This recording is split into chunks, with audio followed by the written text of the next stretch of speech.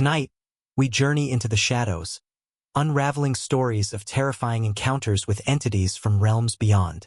If you think you're brave enough, join us as we delve into accounts that defy logic and chill the soul.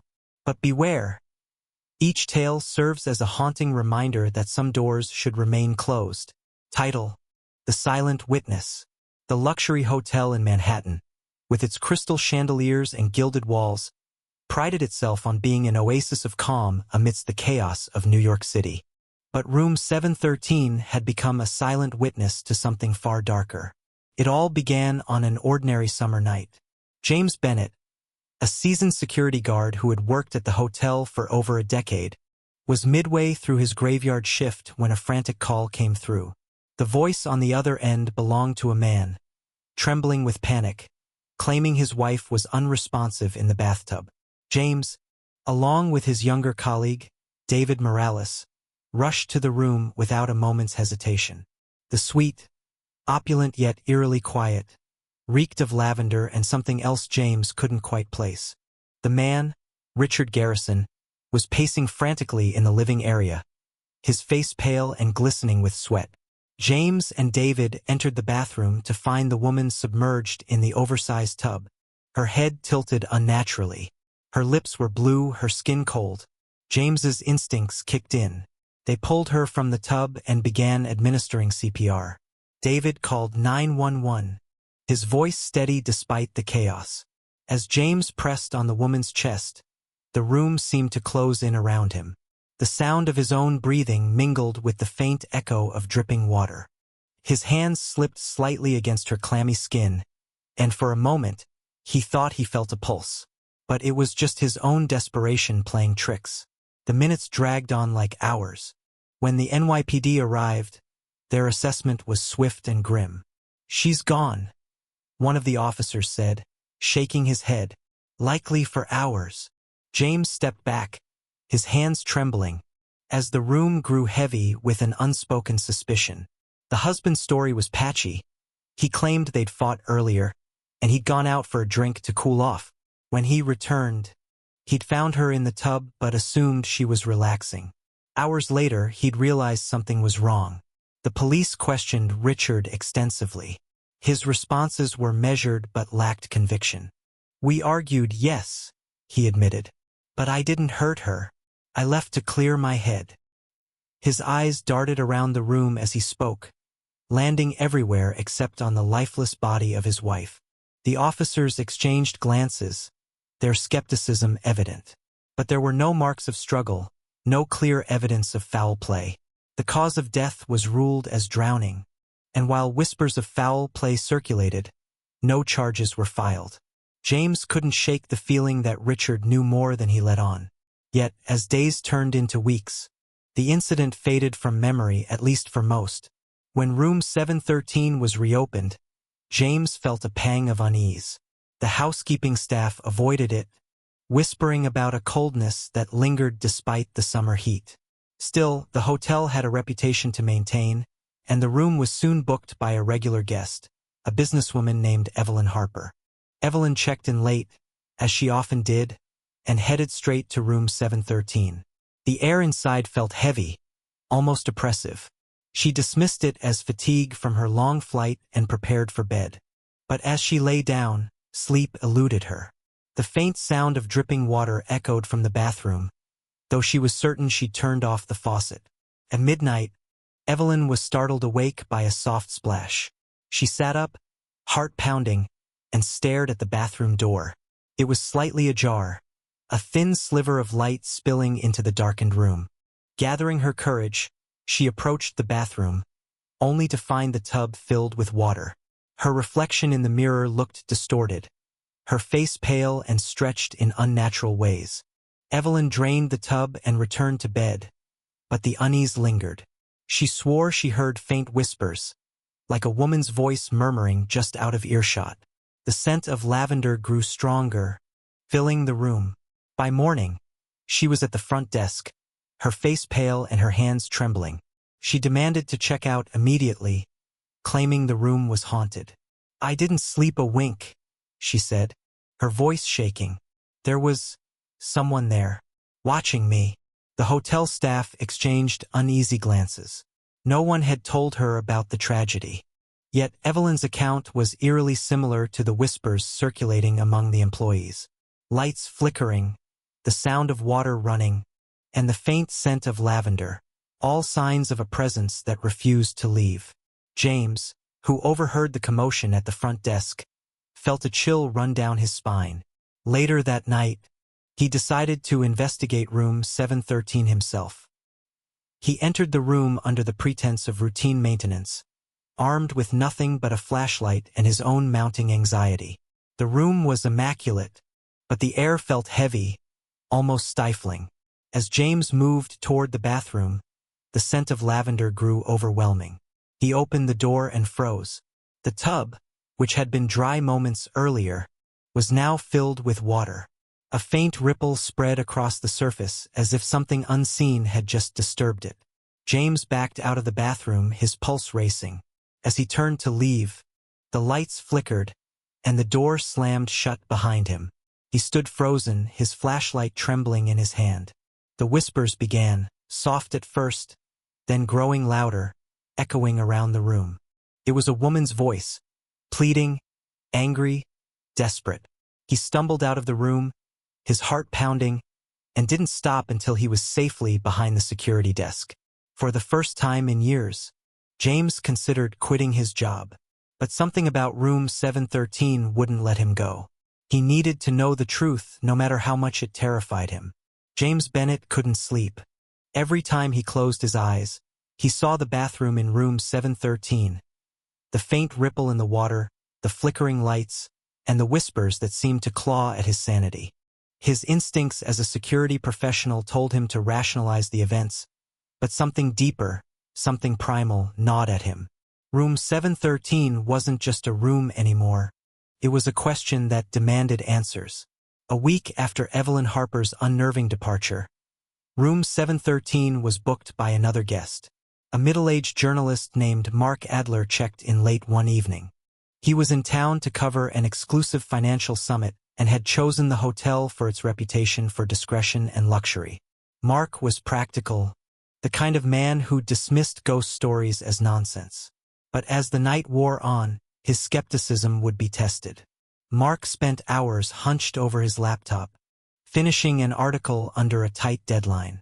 The hum of the air conditioning unit and the occasional sound of distant traffic were his only companions. Around midnight, his focus was interrupted by a faint tapping sound. At first, he ignored it, assuming it was the plumbing or the sound of a guest in a nearby room. But the tapping grew louder, more insistent. It seemed to be coming from the bathroom. Annoyed, Mark pushed back his chair and walked toward the sound. The bathroom door was closed, but the tapping continued, sharp, deliberate, almost rhythmic. He hesitated for a moment before opening the door. The bathroom was empty, the porcelain tub gleaming under the fluorescent light. The sound stopped abruptly, leaving an oppressive silence in its wake. Shaking his head, Mark returned to his work, chalking it up to exhaustion. But as the night stretched on, the unease in the room grew palpable. Shadows seemed to shift in the corners of his vision, and the faint scent of lavender lingered, growing stronger with each passing hour. At 3 a.m., Mark could no longer ignore the oppressive atmosphere. He packed his belongings and left the room, demanding to be moved to another floor. By now, rumors about room 713 had spread among the staff. Housekeepers refused to clean it alone, and even the most skeptical employees avoided discussing the room unless absolutely necessary. James noticed that management had begun reassigning guests to other rooms whenever possible. But the secrecy surrounding the situation only fueled the hotel's internal gossip. James couldn't let go of the mystery. He started researching the history of room 713, scouring old hotel records and city archives during his breaks. What he found left him with more questions than answers. While there was no record of anything unusual prior to the drowning incident, the room had an unusually high turnover rate for guests. Many stayed only a single night before checking out early, citing vague discomfort or a general sense of unease. James also discovered something else. Richard Garrison, the grieving husband, had disappeared. After the initial police investigation, Richard had checked out of the hotel and seemed to vanish. His phone was disconnected, and his last known address was abandoned. It was as if he'd simply erased himself from existence. One late evening, James confided in David Morales, the younger security guard who had been with him the night of the incident. David was hesitant to discuss what had happened but eventually admitted he, too, felt haunted by room 713. "Do you remember how cold it was in that bathroom?" David asked, his voice barely above a whisper. "It was the middle of summer, and it felt like a freezer in there. That wasn't normal." James nodded, remembering the icy chill that had settled over him during the CPR attempt. "Do you think we missed something that night?" he asked. David hesitated before answering. "I don't know, but I can't shake the feeling that we weren't alone in that room." The two decided to revisit room 713 after their shift, hoping to lay their fears to rest. Armed with a pair of flashlights and a sense of mounting dread, they entered the room just past midnight. The air was thick, almost suffocating, and the faint scent of lavender hung in the air like a warning. As they explored the room, everything seemed normal at first. But when they reached the bathroom, the atmosphere changed. The temperature plummeted, and both men could see their breath fogging in the air. The tub was dry, but the sound of dripping water echoed faintly, as if coming from somewhere deep within the walls. Suddenly, the door to the bathroom slammed shut, trapping them inside. Their flashlights flickered, and the whispers began again, low, guttural, and filled with an indescribable anguish. James and David pounded on the door, shouting for help, but their voices were drowned out by the rising cacophony of sound. When the door finally swung open on its own, the two men stumbled out, shaken and pale. They didn't speak of what had happened, but the unspoken understanding between them was clear. Something in room 713 was angry, and it wasn't leaving. The next day, James received an anonymous note slipped under the security desk. It was written on hotel stationery, the handwriting shaky and uneven. The note read, "She's still there. She won't rest until the truth comes out." James's blood ran cold. Who had written the note? And more importantly, what truth was the message referring to? Driven by a mix of fear and determination, he resolved to uncover the secrets of room 713, even if it meant confronting whatever malevolent force was tied to the room. But as James delved deeper into the mystery, he began to notice strange things happening outside of the hotel. His apartment felt colder, his dreams were plagued by shadowy figures, and the scent of lavender seemed to follow him wherever he went. It was as if the presence in room 713 had latched onto him, refusing to let go. James' obsession with room 713 began to consume him. Night after night, he pored over the hotel's records, searching for a thread that tied the strange occurrences together. The deeper he dug, the more unsettling the patterns became. Incidents involving room 713 dated back decades. Guests reported feelings of suffocation, sudden temperature drops, and unexplained noises. Housekeepers whispered of seeing faint outlines of a woman in the bathroom mirror. Most troubling were the records of untimely deaths, 2 other drownings, a heart attack, and a guest who reportedly fell to his death from the room's window. The official reports dismissed each case as a tragic coincidence, but the mounting evidence told a different story. Room 713 was cursed. One night, James' colleague David Morales caught him in the break room, sifting through another stack of old files. "You're still on this?"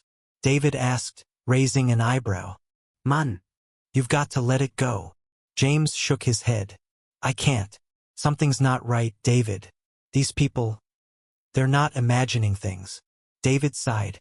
"Look, if it makes you feel better, why don't we go up there together? Take another look. Maybe you'll see it's just an old room with bad vibes." Reluctantly, James agreed. The two men decided to investigate during the dead of night when the hotel was at its quietest. Armed with flashlights, they ascended to the 7th floor, the hallways eerily silent except for the faint hum of the air conditioning. When they reached room 713, James hesitated. The air outside the door felt colder, heavier. David pushed it open with a smirk, but his confidence wavered as they stepped inside. The room was dark and still, yet it felt alive with an oppressive energy. "See? Nothing," David said, though his voice lacked conviction. He moved toward the bathroom, his flashlight beam slicing through the shadows. James lingered near the bed, his eyes scanning every corner. In the bathroom, David let out a low whistle. "Hey, check this out," he called. James joined him to find the tub half filled with water, though the faucets were dry. The water rippled slightly, as if disturbed by an unseen hand. A chill ran down James' spine. "We need to get out of here," he whispered. But as they turned to leave, the door slammed shut. "Help me, they're lying." He did this. James and David froze, their flashlights trembling in their hands. The bathroom mirror fogged up, and words began to appear, written by an invisible force.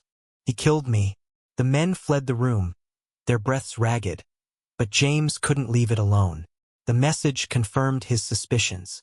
Richard Garrison hadn't told the whole truth about his wife's death. But how could he prove it? James reached out to an old friend, Detective Lisa Monroe, who had a reputation for her tenacity. He shared everything he'd uncovered, from the history of Room 713 to the eerie events following the drowning. Lisa was skeptical at first but agreed to look into it. Together, they revisited the case file. Autopsy reports, witness statements, surveillance footage, everything seemed airtight. But then Lisa spotted something odd: the timestamp on the elevator footage. Richard claimed he'd returned to the room around midnight, but the footage showed him entering the elevator at 1:37 a.m. What had he been doing in the missing hours? Determined to dig deeper, James and Lisa interviewed former staff members who had worked the night of the drowning. A housekeeper, Maria Alvarez, hesitated to speak at first, but eventually confessed to something chilling. "I saw Mr. Garrison that night. He was coming from the service stairwell, looking disheveled. I thought it was odd, but I didn't think much of it then." James' mind raced. The service stairwell led to the basement, where the hotel stored cleaning supplies and industrial-strength chemicals. Could Richard have used them to cover up evidence? As James pieced together the fragments of the puzzle, the activity in room 713 intensified. Guests reported being woken by a woman's voice, begging for help. One guest claimed to have seen her reflection in the bathroom mirror, her face contorted in anguish. Maintenance staff refused to enter the room, and even David began avoiding the 7th floor. Lisa, too, began to feel the weight of the case. Late one night, while reviewing the autopsy photos, she noticed faint bruising around the victim's wrists, partially obscured by the water's effects. It was subtle but telling. "James," she said over the phone, "I think she was restrained." The final breakthrough came when Lisa obtained a warrant to search Richard Garrison's storage unit. Inside, they found damning evidence: a set of ropes matching the marks on the victim's wrists, and a handwritten journal detailing his volatile relationship with his wife. The entries were chilling, filled with rage and obsession. When confronted with the evidence, Richard broke down and confessed. He had fought with his wife that night, and in a fit of rage, had held her underwater until she stopped struggling. Panicked, he staged the scene to look like an accidental drowning. With Richard's arrest, the haunting in room 713 began to subside. The whispers ceased, the air grew lighter, and the unsettling presence faded. James stood in the doorway one last time, feeling a sense of closure. But as he turned to leave, he thought he heard a faint whisper, "Thank you."